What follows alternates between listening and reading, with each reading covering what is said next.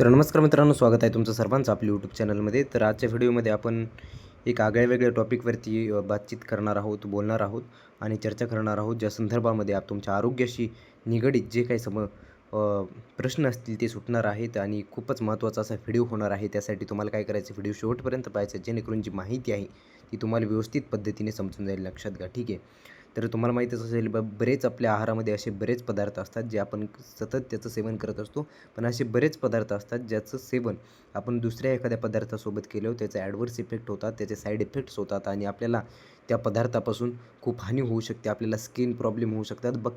बाकीचे बरेच काही जे प्रॉब्लेम असतात ते होऊ शकतात. लक्षात घ्या. त्यासाठी कोणते असे पदार्थ आहेत ते आपण कोणत्या पदार्थासोबत नाही खाल्ले पाहिजे याचा आपण नक्कीच अभ्यास केला पाहिजे आणि नंतरच त्याचं सेवन केलं पाहिजे. लक्षात घ्या. तर आजच्या व्हिडिओमध्ये आपण बोलणार आहोत की दुधासोबत कोणते पदार्थ खाऊ नयेत आणि ह्या पदार्थांचं जर तुम्ही दुधासोबत सेवन केलं तर तुम्हाला काय तोटे होऊ शकतात, तुम्हाला काही ॲडव्हर्स इफेक्ट होऊ शकतात. तर तुम्हाला काही स्किन प्रॉब्लेम असतील, बरेच काही प्रॉब्लेम असतील ते होऊ शकतात. तुम्हाला आरोग्यविषयी प्रश्न या ठिकाणी तुमचे निर्माण होऊ शकतात. त्यामुळे चुकूनही दुधासोबत ह्या गोष्टीचं सेवन करू नये. ह्या विषयावर आपण बोलणार आहोत. तर व्हिडिओ शेवटपर्यंत पहा नक्की. दुधासोबत या गोष्टीचं सेवन केल्यास पचनाशी संबंधित समस्या, गॅस, छाती जळजळ आणि त्वचेचे आजार देखील होऊ शकतात. गॅस होणे, छाती जळजळ होणे, आपण ज्याला ॲसिडिटी म्हणतो. ॲसिडचं सिक्रेशन जास्त झाल्यामुळे आपल्याला ॲसिडिटी होत असते आणि त्वचेचे आजार बरेच असतात. ते देखील स्किन प्रॉब्लेम आपण ज्याला म्हणतो ते होत असतात दुधासोबत असे पदार्थ खाल्ल्याने. तर पहिला पदार्थ जो आहे तो आहे दही. दूध आणि दही एकत्र खाणे किंवा दूध पिल्यानंतर लगेच दही खाणे टाळावे.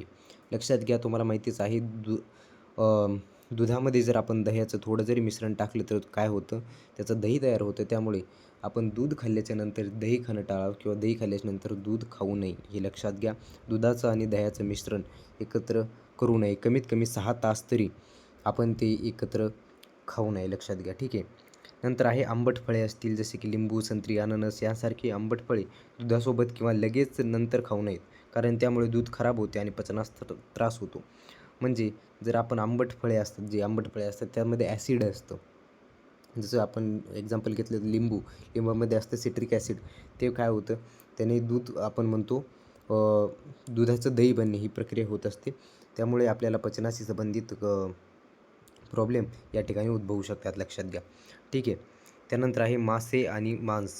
दूध आणि मासे किंवा मांस हे 2 प्रथिनयुक्त पदार्थ एकत्र खाऊ नयेत, कारण त्यामुळे पचनक्रियेवर ताण येऊ शकतो. दूध आणि मासे किंवा मांस जे आहे ते एकत्र खाऊ नये, कारण पचनक्रियेवरती त्यामुळे प्रॉब्लेम येऊ शकतो. लक्षात घ्या. जे दूध असतं ते देखील प्रोटीनयुक्त असतं, म्हणजे प्रथिने असतात आणि जे मांस आणि मासे जे असतात त्यामध्ये देखील प्रोटीन्स असतात, पण ते वेगवेगळ्या प्रकारचे प्रोटीन आहेत आणि त्यांचं जर मिश्रण एका वेळेस जर झालं तर त्यामुळे आपल्याला पचनक्रियेवरती ताण येऊ शकतो आणि त्यामुळे आपल्याला पचन संस्थेचे प्रॉब्लेम होऊ शकतात. लक्षात घ्या. त्यानंतर अंडी आहेत. अंडी आणि दूध याचं एकत्र सेवन करू नये. लक्षात घ्या. याचे बरेच काही कारणं आहेत. स्किन प्रॉब्लेमसाठी बऱ्याच वेळा सांगितलं जातं दुधाचं आणि अंड्याचं सेवन एकत्र करू नये. कमीत कमी 6 तास तरी त्यामध्ये अंतर असावे, कारण दूध आहे त्यामध्ये देखील प्रथिने असतात आणि अंडीमध्ये देखील प्रथिने असतात, परंतु हे दोन्ही वेगवेगळ्या प्रकारचे प्रथिने आहेत आणि त्यांचं सेवन जर एकत्र झालं आणि त्यांचं जर मिश्रण एका वेळेस आपल्या पचनसंस्थेवरती ताण निर्माण करू शकतं. लक्षात घ्या. त्यानंतर आहे आंबट किंवा खारट पदार्थ असतील, जे तुम्हाला माहिती आहे. आत्ताच मी सांगितलं की आंबट पदार्थाने काय होतं आणि खारट पदार्थांनी देखील आपल्या दुधासोबत जर आपण सेवन केलं तर त्याचा देखील आपल्याला तोटे होऊ शकतात. लक्षात घ्या. आंबट किंवा खारट पदार्थामध्ये दूध मिसळू नये. लक्षात घ्या. किंवा आपण मिसळूच नये आणि आपण दुधाचं सेवन केल्यानंतर आंबट किंवा खारट पदार्थ खाऊच नाहीत. लक्षात घ्या. त्यानंतर केळी आहे. दुधासोबत केळी खाणे टाळावे, कारण ते पचनास जड असू शकते. बरेचसे लोक आहेत ते दुधासोबत केळी खातात प्रोटीन गेन करण्यासाठी, परंतु दुधासोबत केळी खाणे हे शास्त्रामध्ये सांगितलेले आहे की हे खाणे टाळावे, कारण यामुळे पचनात जड पडू शकते आणि आपल्या पचन संस्थेवरती ताण पडू शकतो. लक्षात घ्या. त्यानंतर आहे कांदा आणि मिरची यांसारख्या गोष्टी दुधासोबत खाणे टाळावे. सेवन केल्यास पित्ताचा, ॲसिडिटीचा त्रास देखील होऊ शकतो. तुम्हाला माहिती आहे, कांदा आणि मिरची जे आहे ते तिखट पदार्थ असतात आणि त्यामुळे जर आपण दुधासोबत त्याचं सेवन केलं तर त्याच्यामुळे आपल्याला ॲसिडिटीसारखा जो पित्ताचा त्रास आहे तो देखील होऊ शकतो, लक्षात घ्या. त्यानंतर आहे गूळ. काही मतानुसार गूळ आणि दूध एकत्र करू नये. आपण बरेच लोक गुळाचा चहा वगैरे पितो, परंतु त्यामध्ये असं सांगितलेलं आहे की काही मतांनुसार गूळ आणि दूध एकत्र करू नये, लक्षात घ्या, ठीक आहे. त्यानंतर आहे मिश्रण. दूध हे स्वतःमध्येच एक पूर्ण अन्न आहे. यात काही मिसळण्याऐवजी ते वेगळे प्यावे किंवा दूध आणि इतर गोष्टींचा वापर स्वतंत्रपणे करावा.